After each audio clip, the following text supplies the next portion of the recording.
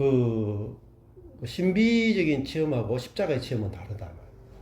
신비적인 체험은 자아가 있는 상태에서 자아가 신비를 통해서 하나님을 경험하는 거죠. 근데 자아는 신비가 아니고는 하나님의 경험이 안 돼요.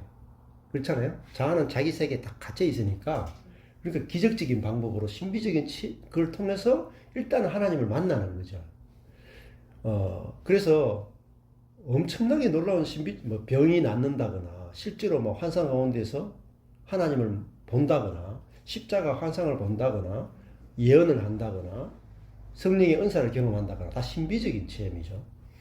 근데 신비적인 체험은 그때는 되게 좋아요. 그런데 신비적인 체험은 목마름을 계속 가중시키죠. 더 신비로운 걸 경험하고 싶은 그걸 계속 만들어내죠. 신비는 신비를 계속 갈증을 만들어내고 그 목마름이 해결이 안 돼요. 자, 저도 여러 가지 신비적인 체험, 기도 응답의 체험, 놀라운 체험들을 여러 가지 많이 해봤지만 잘은 전혀 처리 못해요. 그래서 하나님도 구약에 여러 가지 홍해를 가르고 12가지 이 10가지 재앙을 보내고 막 군대를 승리케 하고 막 천사가 나타나기도 하고 노아 홍수 사건을 일으키기도 하고 하나님 하신 일이 무지 엄청나죠. 만나를 내리고 그죠? 메추라기를 보내고 다윗에게도 막 엄청난 기적들을 체험했죠. 그런데 문제는 그 신비적인 체험을 한 사람과 하나님은 연합은 안 돼요. 임재 체험은 돼도 하나님과 연합은 안 돼요. 그러면 신비적인 체험하는 이 사람이 문제는 이 사람을 끌고 가는 것은 신비 체험이 아니라 자아예요. 그럼 결국 뭐 뒤에 가면요. 결국은 타락해요. 그러니까 다윗이 신비적인 체험이 많잖아요. 물맷돌로 골리앗을 이기기도 하고 하나님의 음성을 듣기도 하고 뭐 놀라운 체험들이 많은데 뒤에 가면은 간음하고 살인하잖아요. 그 뭐냐면 다윗도 자아로서 하나님과 교제했던 사람이다라는 거죠. 그래서 다윗도 실패했다. 솔로몬도 있잖아요. 솔로몬도 초반에는 잘 되죠. 뒷부분에 가면은 우상숭배로 빠지잖아요. 솔로몬도 실패했죠. 왜 그러냐면은 구약 때는 하나님과 사람이 연합이 안 돼. 하나님과 사람이 하나님을 경험할 수 있어도 연합은 안 됩니다. 그게 이제 구약적 체험이고 신비적 체험은 구약적 체험에 더 가까워요. 지금도 신비 체험 할 수 있어요. 그러나 신약에 오면은 가장 중요한 체험은 십자가예요. 예. 십자가만이 모든 문제를 완전하게 해결하는 거예요. 왜냐하면 십자가는 옛사람, 자아를 죽여버리는 체험이에요. 예. 죽이고 죽여야 하나님이 우리 안에 들어와서 내주하시고 연합이 돼요. 그러면 연합이 되면 우리 옛사람이 이미 그리스도께 죽었단 말입니다. 그 실제로 내 안에 누가 사느냐? 하나님이 나를 성전 삼아서 내 안에 살고 계시는 게 신약 시대예요. 그러면은 신약 시대는 이 신비적인 체험이 없어도 내 안에 있는 하나님의 생명이 나를 끌고 가요. 그러면 이거는 이제 완전히 다른 세계예요. 그러면 자아를 이기는 거란 말입니다. 신약 시대는 자아를 이기는 삶이 저절로 되어지는 시기고, 그러니까 자아 속에는 뭐가 있냐면 인간의 철저한 부패성이 있잖아요. 자기 중심성이 있단 말입니다. 그러니까 구약 시대는 인간이 하나님처럼 되려고 하는 요 죄성이 있는데 하나님을 아무리 경험해도 하나님처럼 되고 싶은 죄성을 못 죽여요. 원죄를 못 죽여요. 근데 신약 시대 오면은 십자가가 뭘 처리하느냐? 자아를 죽이는 거란 말입니다. 하나님처럼 되려고 하는 요 사람을 죽여버린단 말입니다. 그리고 하나님의 생명과 본성이 들어오면 이제는 내가 하나님처럼 되려고 하는 게 아니라 나는 피조물입니다. 나는 아무것도 아닌 사람입니다. 이게 가능해지는 시대란 말입니다.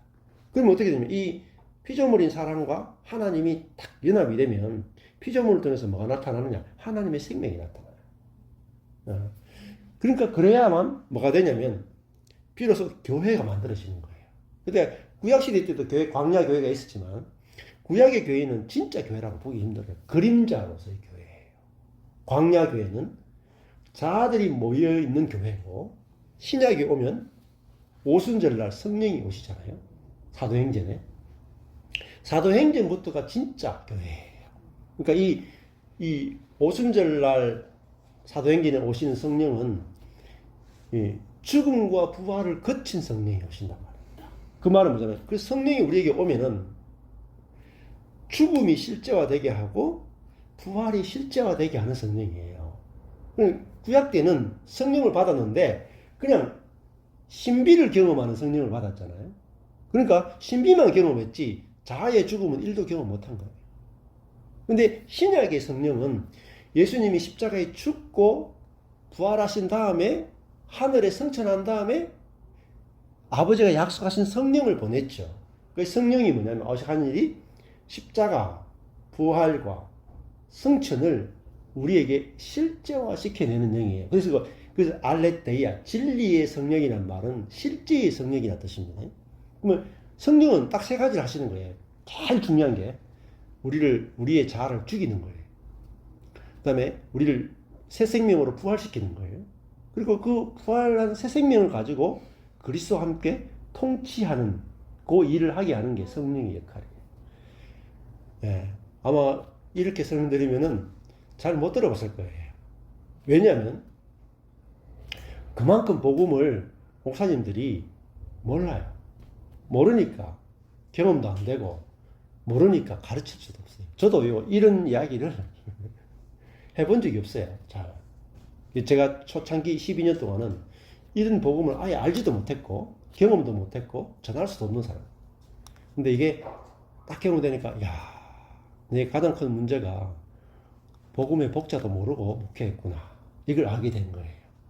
그러면서 이제 진짜 하나님이 어떤 분이고 예수님이 어떤 분이고 성령님이 어떤 분이고 복음이 어떤 걸까 이걸 이제 알게 됐기 때문에 이제 알게 된 그 복음을 이제 계속 전하게 되는 거죠.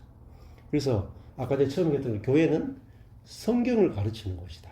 라는 말은 복음을 가르치는 곳이다.